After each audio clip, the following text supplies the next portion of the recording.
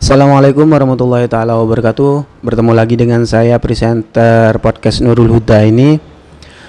Sama dengan sistem yang biasa kita pakai ataupun kegiatan yang memang kita biasa jalankan, rutinitas di podcast ini bincang-bincang santai. Temanya bincang-bincang santai aja, perkenalan, karena memang bintang tamu yang saya undang kali ini sama dengan bintang tamu sebelumnya, yakni guru PPL yang datangnya dari kampus Syarifuddin Wonorejo Lumajang ya.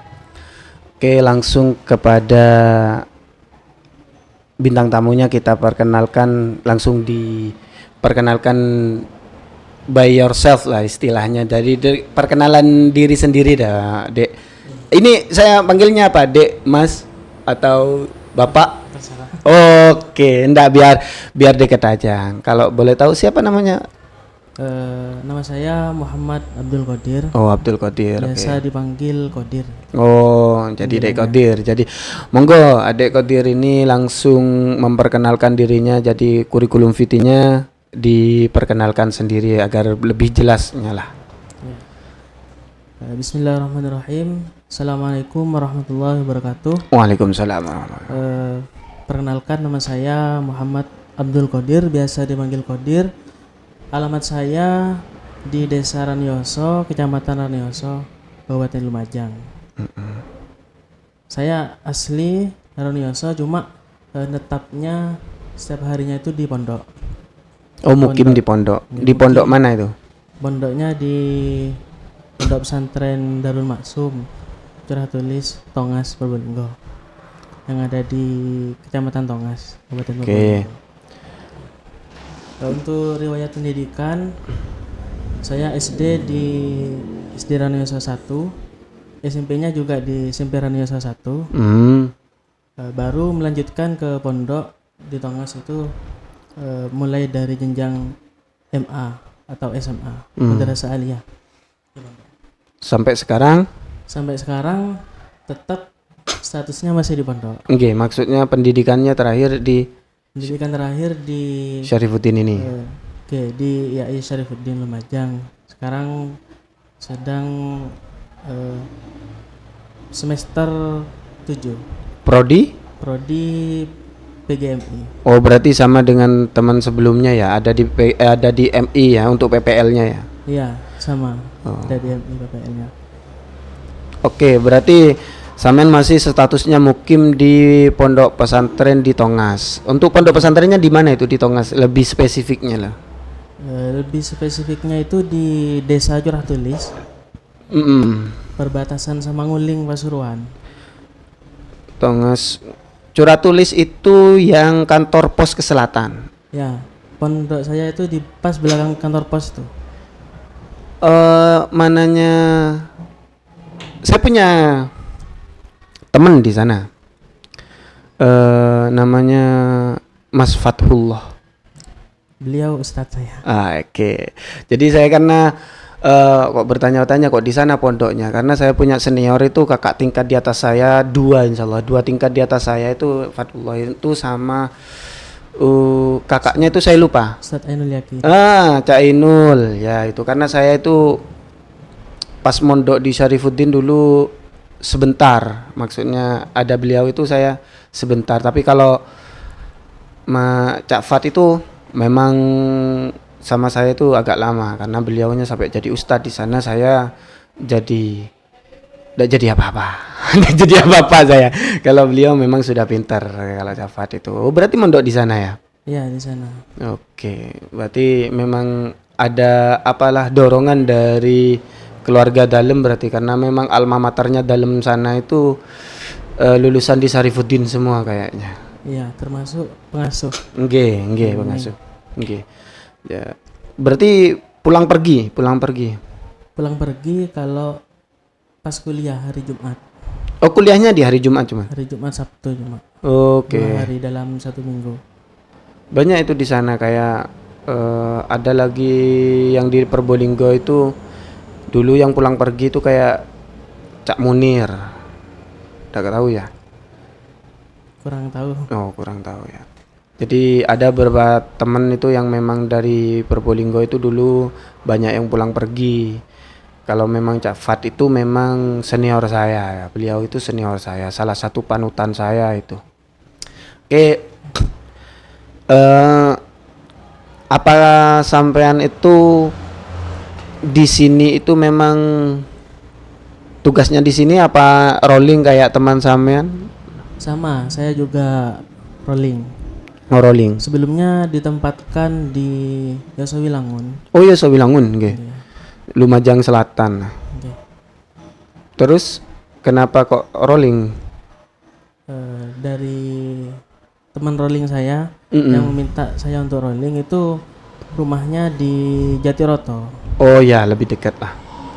Bertempat mengajar di Bustanul Ulum ini di Hmm, Kota Wetan. Akhirnya karena dari beberapa faktor yang sudah dipertimbangkan, mm-mm. akhirnya minta rolling ke saya.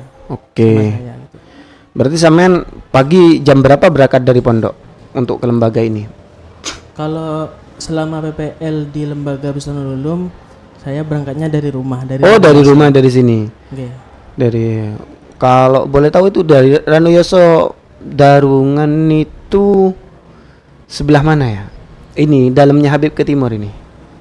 Saya Ranuyosanya Kebonan, Kebonan Kebonan itu. Utara. Sebelum pasar ada jembatan baru masuk ke barat. Oh iya, tadi sudah perkenalan, lupa saya. Oke, berarti daerah sana. Berarti selama PPL ini memang dari rumah. Dari rumah. Oke. Saya kira dari pondok setiap hari ya. Oke. Enggak apa-apa. Nanti kalau sudah kembali ke pondok itu titip salam dah saya ke Cak Fat itu dah. Untuk pengalamannya selama ada di sini nih apa? Karena kan sebelumnya apa pernah sampean mengajar sebelumnya di tingkatan MI? Kalau sebelumnya belum pernah mengajar di tingkatan MI. Cuma sebelumnya itu pernah di Madrasah Diniyah sama di SMP dan MA juga. Oke, jadi pengalamannya sudah banyak sudah. Jadi apa tingkatan kesulitan atau perbedaan tingkatan kesulitannya antara MA nih, MTS dah, enggak usah jauh-jauh MTS dengan MI karena MI itu kan lagi fresh-freshnya, lagi lucu-lucunya lah istilahnya. Untuk perbedaannya memang banyak perbedaannya. Pertama dari kedisiplinan. Kedisiplinan kalau untuk jenjang MI itu masih bisa dikatakan kurang karena ya kata tadi masih anak-anak. Ya masih anak-anak, harusnya belajar moro-moro keluar beli-beli gitu tuh ya. Jadi kalau ada yang tingkatan di atasnya MI masih susah diatur, masih gurau sendiri, jam pelajaran beli-beli, berarti mereka itu sama dengan MI. Gitu secara tidak langsung begitu. Bisa dikatakan seperti itu. Oke. Untuk sampean pegang mata pelajaran apa? Apa tematik juga? Saya di PPL ini kan ditempatkan di kelas 4. Oh, kelas atas lah istilahnya. Sudah pakai kurmer. Oh, kurma. Jadi bukan tematik pelajaran. Oh, bukan tematik lagi. Oke. Jadi apa saja yang pembelajarannya yang sampean pegang? Untuk yang saya pegang ada pembelajaran bahasa Indonesia, PKN, seni rupa, sama IPAS. Oke. Kalau dibandingkan ini gini kan, kalau anak MI itu susah diaturnya karena memang mereka itu kan masih jiwanya bermain. Itu untuk mengkondusifkan pembelajaran, bagaimana cara metodenya sampean itu? Untuk cara metode saya mengkondisifkan pembelajaran dalam pelajaran kelas itu saya menerapkan dengan menerapkan ada punishment dan juga reward. Itu salah satu contoh yang alhamdulillah berhasil saya lakukan selama PPL di MI Bustanul Ulum ini. Contoh punishmentnya apa? Contoh punishmentnya apabila ada siswa yang dari awal memang sudah tidak niat untuk belajar atau mau gurau terus, tidak saya masukkan kelas gitu ya, mending di luar seperti itu. Oke. Punishmentnya seperti itu. Contoh kalau masih dalam pembelajaran masih ada gurau atau main-main gitu, saya suruh maju ke depan biasanya. Oke. Kalau sudah parah biasanya suruh keluar atau saya panggil waka kurikulum gitu. Oke, ke berarti kantor gitu. punishment-nya atau hukumannya adalah suatu bentuk kedisiplinan ya, bukan bentuk fisik lah istilahnya. Karena zaman sekarang itu beda dengan zaman dulu. Beda. Zaman dulu itu ketika punishment-nya itu memang bentuknya fisik. Tapi alhamdulillah ada memang lulusan-lulusan dulu yang memang ridho atau apa ya, tak ngosok itu istilahnya, tidak ada dumel di hatinya itu. Alhamdulillah ada beberapa orang yang memang sudah jadi orang semua, maksudnya punya jabatan yang tinggi. Tapi kalau di zaman sekarang itu, karena sekarang itu untuk guru itu sekarang itu kurang leluasanya untuk memberikan punishment, karena memang ada dari segi hukum lah istilahnya, ada HAM-nya juga, ada hukumnya. Nanti kalau dipukul ini kita dilaporkan, tapi kalau tidak di punishment itu siswanya kurang kondusif biasanya begitu. Ya pintar-pintarnya kita lah jadi seorang guru untuk menghadapi fenomena murid yang di era ini kan, memang gitu. Terus untuk rewardnya bentuk apa ini, Pak? Untuk reward itu biasanya saya mempersiapkan kalau enggak dikasih reward makanan gitu. Ciki-ciki lah, kayak ciki-ciki lah istilahnya. Kesukaannya anak-anak. Ya. Kadang juga uang. Oke. Banyak nombok sampean berarti sih. Enggak apa-apa lah. Yang penting berarti kita mempunyai pengalaman, oh begini sih solusinya ketika mengajar di tingkatan MI, tidak sama dengan tingkatan di atasnya kan begitu. Untuk guru-guru di sini nih kayak gimana menurut sampean? Untuk guru-guru di lembaga MI sendiri karena sampean memang ada di jenjang MI. Untuk guru-gurunya sih gimana ya untuk menyampaikannya itu, tidak ada tekanan sih dari guru-guru sini. Oke, berarti masalah friendly semua lah istilahnya. Semua, cuma ada apa itu ya, ada permintaan dari salah satu guru gimana agar anak-anak itu mendapatkan metode pembelajaran yang baru dari guru-guru PPL ini. Oke, berarti karena memang sampean itu istilahnya mau jadi fresh graduate ataupun ada ketentuan-ketentuan yang baru atau metode-metode baru untuk pembelajaran di MI agar bisa diterapkan di sini, mungkin bisa diserap oleh guru-guru yang lain, mungkin begitu ya. Agar untuk demi kemajuan kedepannya sih kan begitu. Tentunya untuk kemajuan. Oke. Sebenarnya kekurangannya dah untuk lembaga MI itu sekiranya kedepannya bisa di apa ya, istilahnya bisa diperbaiki agar lebih baik lagi, apa sih Pak? Untuk kekurangannya yang besar aja dah, jangan terlalu mendalam lah istilahnya lah, yang garis besar aja. Untuk kekurangannya menurut saya itu dalam segi jadwal mengajar kalau menurut saya. Karena di Pusat Ulum ini pas setelah istirahat pertama itu masuknya lama. Masuknya lama, sekitar ada dua pelajaran itu ada 4 jam. Ada 4 apa itu namanya ya? Satu pelajaran itu kan ada 2 ganti jam pelajaran gitu. Jadi itu yang terlalu lama, dan setelah istirahat yang kedua itu masuknya itu pembelajarannya itu kurang apa ya?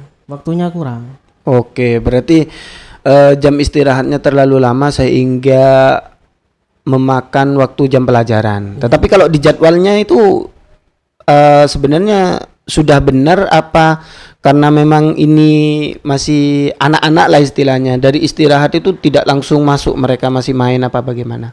Kalau dari jadwal itu memang anak-anak sudah sesuai dengan jadwal. Oke. Masuknya sudah sesuai. Cuma itu kalau sudah habis jam istirahat kedua itu anak-anak ada penurunan. Oke. Ada penurunan juga ketika pelajaran yang dipelajari di jam setelah istirahat kedua itu kurang efektif. Ya, kurang efektif. Ya, memang begitu kalau sudah di jam-jam akhir itu sebenarnya jam-jam rawan itu sudah. Karena saya juga merasakan karena di tingkatan MA itu saya di salah satu hari saya ngajar itu ada di jam terakhir itu ada. Memang kerasa. Jadi biasanya itu kalau semisal pelajaran yang memang berat sama siswa, kalau dikiranya berat lah, maksudnya berat itu sulit untuk difahami kayak matematika, bahasa Inggris, bahasa Arab atau IPA atau apa itu biasanya yang lemah lah, kita bisa melihat siswa kita atau kultur di lembaga kita itu lemah, kemungkinan itu bisa ditaruh di jam kedua atau jam ketiga karena mereka masih on fire. Jadi kalau di jam kayak matematika lah musuh kita bersama biasanya matematika itu. Saya itu kurang begitu paham betul kalau untuk matematika. Jadi kalau matematika ditaruh di jam terakhir biasanya sudah apa ya, bismikallahumma ahya wa bismika amut, biasa teman-teman itu sudah menunduk dengan sendirinya, bukan ilmu padi itu sudah ngantuk, itu sudah melihat ke jendela bukan apa, ini sudah pulang apa enggak, biasanya gitu kalau. Jadi tidak begitu optimal lah, meskipun biasanya dikasih metode pembelajaran yang senang, kadang murid itu masih merasa berat. Jadi menunggu, yang ditunggu bukan hasil dari pembelajarannya tetapi akhir dari jam pelajarannya, begitu kan ya. Oke. Karena mungkin Samen sudah di sana kan sudah punya pengalaman untuk mengajar di tingkatan yang lebih atas lah. Perbedaan kultur di sana dengan di sini apa sih? Untuk perbedaan kulturnya itu karena di tempat saya ngajar itu pondok, jadi lebih ke apa itu namanya? Lebih enak lah. Ya, lebih dalam segi penyampaian itu lebih sopan atau lebih santun. Akhlaknya itu lebih lah daripada di lembaga-lembaga luar seperti itu. Oke, jadi memang begitu. Jadi enaknya kalau ngajar di pondok itu memang apa ya? Karena memang mereka sudah ditempanya ilmu agama itu lebih lah maksudnya. Jadi ketika penyampaian itu senakal-nakalnya di pondok itu masih kita bisa tarik lah istilahnya ya, masih bisa atur gitu tuh. Terus yang ini saya kembali lagi ke awal ini. Saya lupa ingin mempertanyakan ini tadi. Kenapa kok sampean bisa ambil di kuliah di Syarifuddin? Pertama awalnya saya kuliah di Syarifuddin ini dapat apa itu ya? Beasiswa. Iya, tapi itu sebenarnya saya tidak ada minat untuk kuliah. Oke. Untuk pertama kali tidak ada minat sama sekali untuk kuliah karena dari keluarga pengasuh, keluarga dalam pondok ada dorongan untuk coba kuliah, ada beasiswa di Syarifuddin gitu. Siapa tahu lolos seperti itu. Beasiswanya itu kan beasiswa Pemprov Guru Madin. Iya. Jadi ada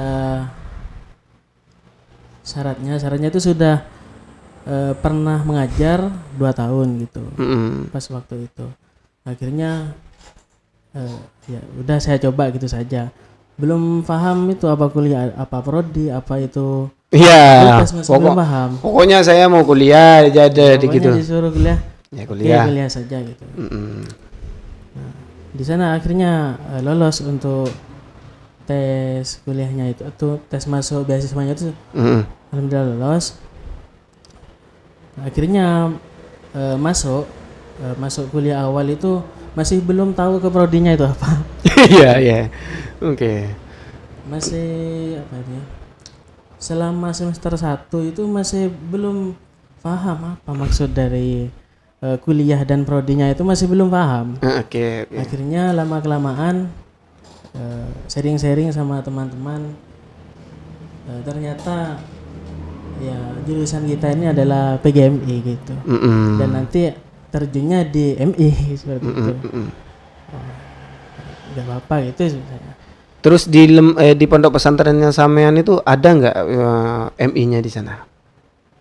Di sana cuma ada SMP sama MA. Oh, berarti tingkatan di atasnya MI. Iya, gak ada MI.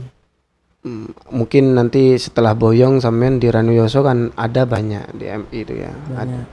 Banyak MI. Terus ketika kuliah sampean itu mulai dari kemarin itu Jumat Sabtu. Hanya Jumat Sabtu. Berarti dari pondok. Ya, berangkatnya dari pondok. Dari pondok. Itu pakai transportasi umum apa pakai kendaraan pribadi? Pakai kendaraan pribadi. Oh, berarti bawa ya, bawa sepeda. Bawa sepeda ke pondok ya. Ya. Sudah berapa tahun sampean ada di pondok pesantren di Tongas? Sudah 10 tahun. 10 tahun sekarang. Sudah lama berarti sampean itu. Jadi kalau kitab kuning sudah dibolak-balik sampean. Jadi kalau saya tuh kitab kuning itu dibolak-balik itu dibuat bantal itu saya enggak tahu saya bacanya itu. Kurang paham lah, bukan enggak tahu. Masih kurang paham juga kalau kitab kuning, tapi alhamdulillah sudah hafal Quran juga. Oh, sudah tahfidz sampean? Sudah. Berarti saya kalau nggak punya wudu itu udah bisa nyentuh sampean. ya kan disamakan dengan terus ini. Oh iya. Berarti sampean gimana kalau masuk WC nanti? Mohon maaf ini kalau masuk kamar mandi gimana sampean? Ya itu gitu aja. Sepertinya yang ngerti karena memang ya nggak mungkin juga kan kita pas nggak ke kamar mandi sama sekali atau bagaimana. Yang penting kita itu di sana itu usahakan jangan membaca atau takrir atau mengulang hafalan kita di tempat-tempat yang memang kurang pantas lah untuk membaca Al-Quran kan begitu. Itu program tahfidznya sampean tempuh di Tongas apa di mana? Pertama memang di Tongas, soalnya saya mondok di sana itu memang ada ya. Iya, pertama ada program dari ya? orang tua untuk ikut tahfidz di sana. Bukan kemauan saya sendiri. Akhirnya jadi mulai awal sampean ada di lembaga bukan kemauan sampean sendiri semua. Iya. Jadi berangkat dari kecelakaan yang membawa kebahagiaan lah istilahnya. Oke. Berarti karena dorongan orang tua sampean mengambil program tahfidz yang ada di sana. Ya. Awalnya saya memang 1 tahun di pondok itu belum menghafal. Karena memang nggak ada minat sama sekali. Akhirnya ya udah tak coba saja, kalau bisa mau dilanjutkan gitu. Kalau ndak bisa ya berhenti gitu. Akhirnya dicoba mau berhenti itu eman seperti itu. Akhirnya dilanjutkan sampai selesai dan wisuda itu pada tahun 2019 saya. Berapa tahun itu untuk menghafalkan itu untuk sampean sendiri? Kalau dalam menghafalnya itu sampai selesainya dalam jangka waktu 3 tahun. 3 tahun ya. Berarti yang sulit itu di tahun pertama biasanya ya? Iya. Di tahun pertama karena pembiasaan juga kan ya. Masih belum pembiasaan. Apa sih pantangan di awal kita untuk menghafalkan Al-Quran yang tidak diusahakan di pondok pesantren itu kan? Biasanya kalau di pondok pesantren itu kan lebih ketat lah jagaannya kan. Biasanya ini tidak boleh dilakukan, ini tidak boleh dilakukan, itu apa biasanya? Yang paling dasar lah. Untuk pantangan yang paling dasar itu pertama memang rasa malas ya. Kalau rasa malas itu memang ada semua pada manusia. Di sana itu karena sistemnya target. Jadi pernah saya itu mau berhenti terus awal-awal menghafal. Karena memang terbebani oleh target itu. Selain menghafal karena sambil sekolah gitu juga, sambil madin juga, akhirnya pemikiran itu kayak memorinya agak full lah. ya seperti itu. Tapi dijalani saja setiap hari, dijalani. Akhirnya bisa juga ternyata dan dipermudah. Apa di dalam pondok pesantren itu semuanya harus ikut tahfidz? Apa cuman beberapa orang aja? Apa hanya untuk orang yang mau? Hanya beberapa saja. Oh, Karena juga termasuk tahusus juga di sana. oke oke. Jadi tidak semuanya. Hanya ada beberapa yang ikut program tahfidz. Ada nggak anjuran yang memang melarang kita melakukan sesuatu dari pondok pesantren karena kita menghafalkan Al-Quran? Ya, tentunya Salah kita, jangan sampai kita gosap ataupun kita jangan sampai makan, jangankan yang haram, yang subhat aja kita tidak boleh lakukan, mungkin kayak gitulah istilahnya. tentunya memang seperti itu. Tantangannya memang seperti itu. Pertama kalau pantangan seorang tahfidz itu ya dilatih tidak melanggar apapun yang ada di pesantren. Contohnya seperti gosap dan juga makan makanan yang subhat, termasuk juga ini harus patuh sama peraturan pesantren dan jangan sampai ada pelanggaran lah seperti itu sana. Jadi itu mempermudah untuk perjalanan kita sampai selesai di tahfidznya seperti itu. Biasanya nih, pernah nggak punya temen yang sama-sama tahfidz yang sudah lulus atau boyong pondok pesantren, ternyata ketika setelah kembali ke masyarakat itu hafalannya ada yang hilang, ada nggak yang kayak gitu? Ada. Biasanya apa? Penyebabnya itu apa? Biasanya penyebabnya itu dari pesantren itu tidak menuntaskan hafalannya. Pertama, karena keluar memang tidak tuntas, dan keluarnya dari pesantren itu memang bisa dikatakan keluar dengan tidak baik seperti itu.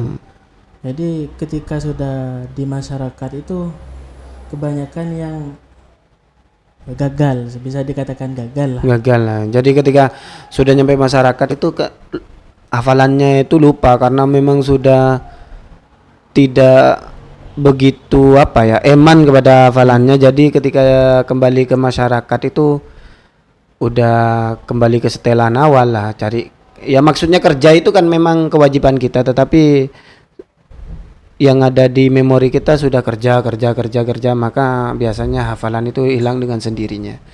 Iya. Bisa nggak itu diasah lagi itu? Bisa sebenarnya. Tapi apa kayak mengulang dari awal apa? Seperti ini sistemnya. Sekarang kan saya di pondok itu sudah menjadi pembina tahfidz karena sudah yang sebelumnya gak ada seperti itu. Jadi untuk anak-anak yang mau ikut tahfidz itu, pertama mereka takut dengan ancaman kalau barang siapa yang menghafalkan Quran pas nanti lupa dengan ayat-ayat hafalannya itu dosa, seperti itu kan ya. Jadi banyak orang itu berpandangan seperti itu. Sebenarnya untuk proyek menghafal Quran itu tidak ada yang namanya gagal dalam menghafal Quran. Meskipun itu 1 juz atau berapa juz, bahkan berapa surah, tidak ada yang dikatakan proyek gagal. Karena setiap ayat yang pernah dihafalkan itu adalah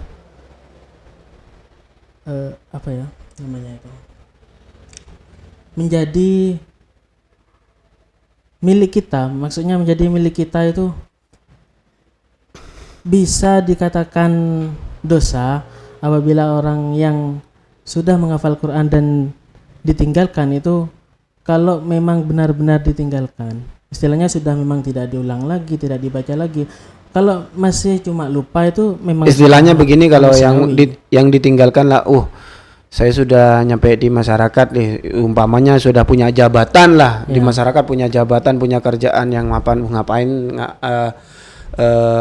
ngafalin Al-Quran lagi atau enggak dibutuhkan itu ya. Mungkin kayak gitu salah satunya ya. Iya, intinya kalau seorang menghafal Quran itu mau dapat berapa saja, yang penting tetap dibaca dan juga dimurojaah seperti itu. Jadi yang dikatakan dosa itu apabila memang sudah benar-benar ditinggalkan dan tidak dibaca lagi. Kalau istilah lupa itu memang sudah biasa manusiawi. Ya, karena memori kita kan terbatas juga. Juga.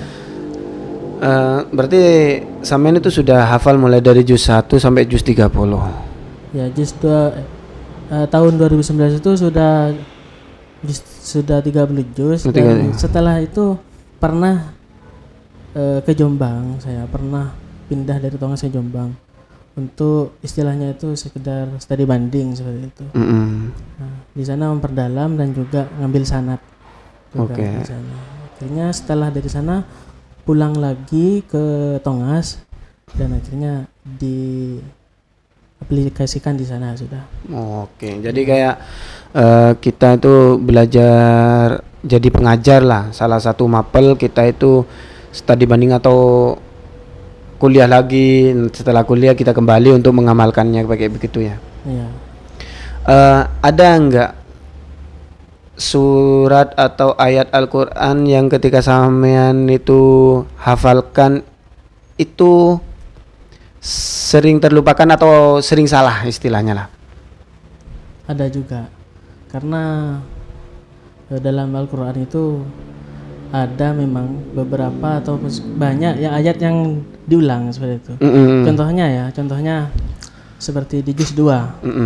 Juz 2 itu ayatnya itu ada yang sama dengan di juz-juz yang lain.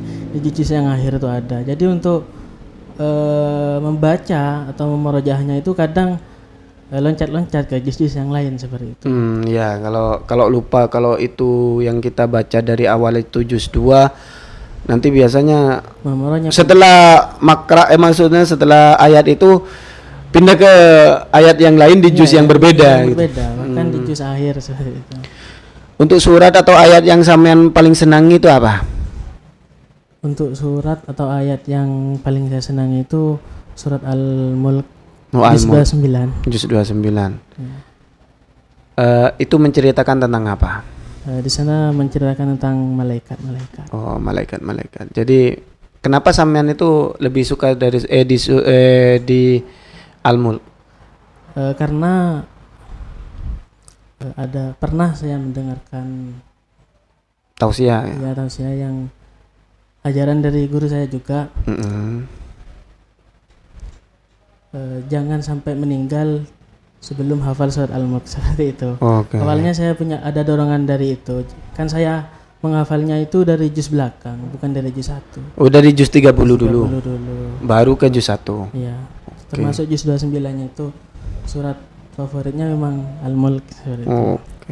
Jadi kalau apa istilahnya itu ketika sholat Al-Mulk dibaca ya? Pernah dibaca juga. Memang untuk menguatkan hafalan memang di pondok, istilahnya di pondok itu ada sistemnya habituasi. Jadi setiap sholat itu memang membacakan ayat yang sudah dihafal seperti itu. Termasuk di sholat duha juga dibiasakan membaca dengan keras, itu sesuai dengan hafalan. Jadi makmumnya itu megang Quran seperti itu. Makmumnya yang menyimak. Sistemnya seperti itu. Setelah sampean boyong dari pondok ini, ada enggak keinginan kalau sudah kembali ke masyarakat untuk membuat apa istilahnya lembaga tahfidz lah di rumah? Kalau keinginan ada memang. Kebetulan di rumah sekarang sudah berdirikan madrasah diniyah dan juga TPQ. Oh, di rumah jenengan sendiri? Ya. Jadi nanti tinggal meneruskan dan menambahkan ada program tahfidz seperti itu. Oke. Berarti sudah ada wadahnya ya? Sudah ada wadahnya. Oke, itu dari tadi pengalaman sampean ya. Alhamdulillah, ini secara tidak langsung saya juga punya pengalaman atau ya bisa belajar dari pengalaman sampean dalam menghafalkan Al-Quran itu sendiri. Yang pertanyaan yang terakhir dari saya, apa harapan sampean untuk lembaga Bustanul Ulum khususnya di MI itu sendiri? Harapan saya terhadap lembaga Bustanul Ulum khususnya di MI, pertama semoga kedepannya pastinya lebih baik, dan juga terutama yang paling saya tekankan adalah kedisiplinan. Ya, betul. Dan saya juga berharap MI termasuk lembaga MI ini bisa bersaing dengan jenjang di SD seperti itu. Oke, ya. Istilahnya ada di atas lah, karena memang sekarang itu lembaga MI itu memang apa itu namanya ya? Kayak dipandang sebelah mata lah. Dipandang sebelah mata. Karena hanya ada beberapa MI di Lumajang ini yang memang bobotnya itu bagus lah, kayak MI negeri kayak gitu tuh memang biasanya. Setelah ini kita memang berharap semua MI itu standarnya kayak MI negeri semua gitu istilahnya. Jadi kita itu punya daya saing lah. Jadi kita punya daya jual yang lebih juga. Oke, terima kasih ya Dek ya untuk waktunya, juga sudah sharing-sharing ini. Mohon maaf karena mungkin saya sudah mengganggu waktunya. Terima kasih untuk apa yang sudah disampaikan. Saya mungkin dari awal sampai akhir itu ada perkataan yang salah dan menyakiti hati sampean, saya mohon maaf. Dan juga teman-teman yang ada di rumah mulai dari awal sampai akhir, kami juga mohon maaf karena masih kita sistemnya itu belajar. Kurang lebihnya dari saya, wallahul muwaffiq ila aqwamit thoriq. Wassalamualaikum warahmatullahi taala wabarakatuh. Terima kasih.